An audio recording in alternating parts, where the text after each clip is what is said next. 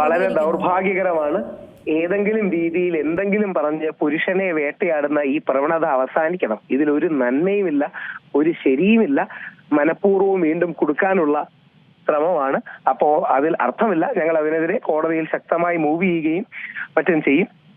അപ്പോ ഇത് വളരെ ദൗർഭാഗ്യകരമാണ്. വീണ്ടും വീണ്ടും എനിക്കെതിരെ വ്യാജ പരാതി കൊടുക്കുന്നതിനെതിരെ ഞാൻ ആ പരാതിക്കാരിക്കെതിരെ ഒരു പരാതി മൂവ് ചെയ്തിട്ടുണ്ട്. അതുകൊണ്ട് എന്നാൽ കഴിയുന്ന രീതിയിൽ ഈ നീക്കങ്ങളുമായി ഞാൻ മുമ്പോട്ട് പോകും. ഇപ്പൊ ഇതിൽ പരാതിക്കാരിയെ യൂട്യൂബ് ചാനലിലൂടെ വീണ്ടും അധിക്ഷേപിച്ചു എന്നുള്ളതാണ് സൈബർ പോലീസ് പറയുന്നത്. അതായത് സൈബർ പോലീസ് അവകാശപ്പെടുന്നത് വ്യാജ അതിജീവിത എന്ന വാക്ക് ഉപയോഗിച്ചത് ആ വ്യക്തിക്ക് അധിക്ഷേപമെന്നാണ്. അതിന്റെ വിമർശനമല്ലേ? അങ്ങനെ വിമർശിക്കാൻ പാടില്ല എന്നൊക്കെ പറയുന്നതിന് എന്ത് അർത്ഥമാണുള്ളത്? ആ രീതിയിൽ വിമർശിക്കാൻ പാടില്ല എന്ന് എന്ത് രീതിയിലാണ് പറയുന്നത്? അപ്പോ ഇവിടെ സ്ത്രീകൾക്ക് എന്താ പറയുന്നത്, സ്ത്രീകളെ വിമർശിക്കാൻ പോലും പാടില്ല, പക്ഷെ പുരുഷനെ അധിക്ഷേപിക്കാം എന്നുള്ളൊരു അവസ്ഥയാണ് നിലനിൽക്കുന്നത്. ഇതുകൊണ്ടാണ് പുരുഷ കമ്മീഷൻ പോലുള്ള കാര്യങ്ങൾ വേണമെന്ന് നിങ്ങൾ പറയുന്നത്. പുരുഷ കമ്മീഷന്റെ ആവശ്യകത ഇത് തന്നെയാണ്.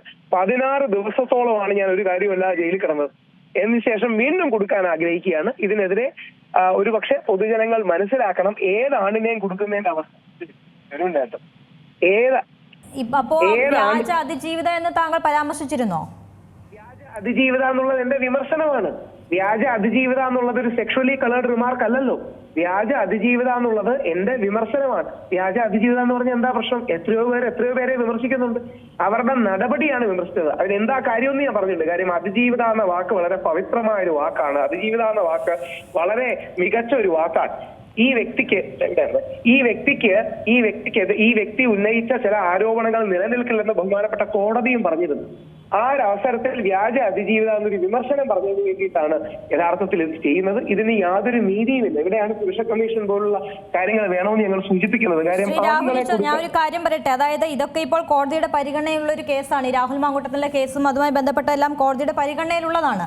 പിന്നെ എങ്ങനെയാണ് താങ്കൾ ഒരു വ്യാജ അതിജീവിതം എന്ന് താങ്കൾ ഓൾറെഡി കോടതി പീഡനം എന്ന പരാതി നിലനിൽക്കില്ല എന്ന് പറഞ്ഞു. അതുകൊണ്ട് ബഹുമാനപ്പെട്ട കോടതി അല്ലെങ്കിൽ ബഹുമാനപ്പെട്ട സെഷൻസ് കോടതി ഈ രീതിയിലുള്ള പരാതി നിലനിൽക്കില്ല എന്ന്, രാഹുൽ ഈശ്വർ അല്ല, ഈ രീതിയിലുള്ള പരാതി നിലനിൽക്കില്ലെന്ന് അവർ കോടതിയുടെ വിധിന്യായത്തിന്റെ ഭാഗമായി എഴുതി വെച്ചിട്ടുണ്ട്.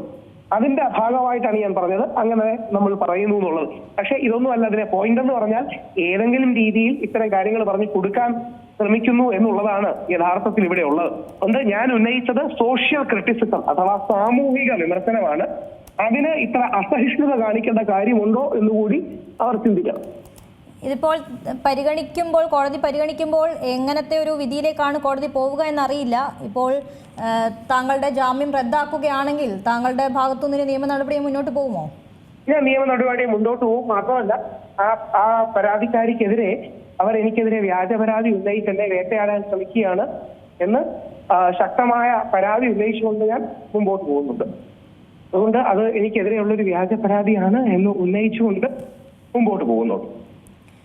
ഞാൻ മനസ്സിലാക്കുന്നത്, എൻ്റെ ഒരു അറിവാണ്, താങ്കൾക്ക് അന്ന് ജാമ്യം ലഭിക്കുമ്പോൾ കോടതി പറഞ്ഞിരുന്നു ഇത്തരത്തിലുള്ള അധിക്ഷേപം പരാമർശങ്ങളൊന്നും ഇനി നടത്താൻ പാടില്ല എന്നുള്ളൊരു വ്യവസ്ഥ ഉണ്ടായിരുന്നില്ലേ? അങ്ങനെയല്ല. കോടതി എനിക്ക് മാധ്യമങ്ങളോട് സംസാരിക്കുന്നതിൽ ഒരു നിയന്ത്രണവും വെച്ചിട്ടില്ല.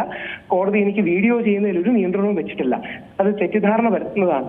നേരെ തിരിച്ച് രാഹുൽ ഈശ്വറിനെതിരെ വ്യാജ പരാതി കൊടുത്തു എന്ന് പറഞ്ഞ പരാതി ഞാൻ മുഖ്യമന്ത്രിക്കും DGPക്കും അയച്ചിട്ടുണ്ട്. DGP അതിന്റെ റിപ്ലൈ ആയിട്ട് എനിക്ക് തന്നിട്ടുണ്ട്. ആ കേസ് നമ്മൾ ഫോളോ അപ്പ് ചെയ്യും. അപ്പോ ഈ രീതിയിൽ എന്നെ വേട്ടയാടാനാണ് ശ്രമിക്കുന്നത്, എന്നെ കേസിൽ കൊടുക്കാനാണ് ശ്രമിക്കുന്നത്. എനിക്കെതിരെയുള്ള വ്യാജ പരാതിക്കെതിരെ ഞാൻ ശക്തമായ നടപടികൾ സ്വീകരിക്കും. ഏറ്റവും പുതിയ വാർത്തകളും വിശേഷങ്ങളും വിരൽ തുമ്പിലറിയാൻ Zee മലയാളം ന്യൂസ് എല്ലാ ഡിജിറ്റൽ പ്ലാറ്റ്ഫോമുകളിലും ലഭ്യം.